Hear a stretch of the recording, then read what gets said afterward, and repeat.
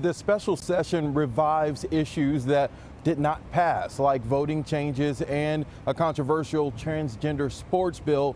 Many people waiting to see how House Democrats respond. We've used all the tools in our toolbox. The 87th legislative session ended with House Democrats walking out in protest of a controversial voting bill. Thursday, there will be a clean slate with the start of a special session.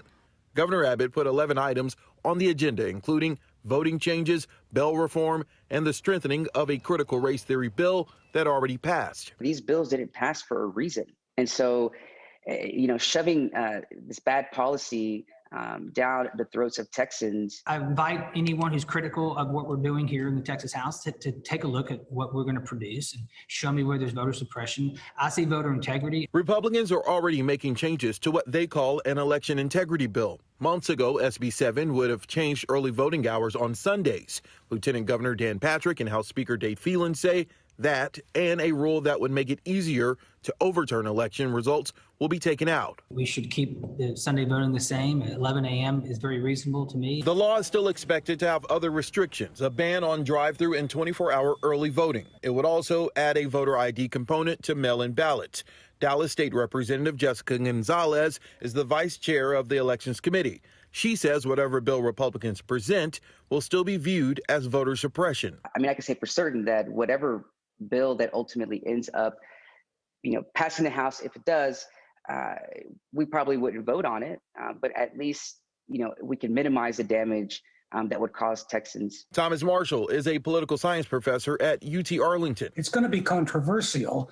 The question is whether it is barely acceptable enough to Democrats that they don't do a walkout in the House. Other agenda items include a ban on abortion drug deliveries, money for the border, and potential property tax relief.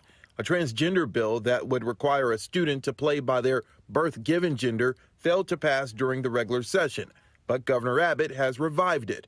Marshall says that bill still may not pass. That bill has got some pretty strong opposition from the NCAA.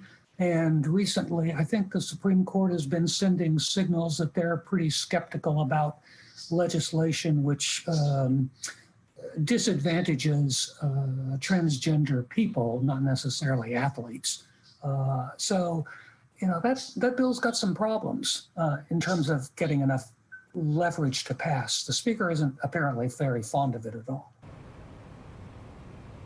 Another item on the agenda is handling what Governor Abbott vetoed, Article 10, that funds lawmakers and their staff. Now, that doesn't take effect until September when the fiscal year starts, and so lawmakers will need to pass that bill before September during the special session so that their staff members can get paid, or else that veto will be upheld, and in September people won't be able to get paid. But I'm told that it will get resolved quickly, most likely during the special session.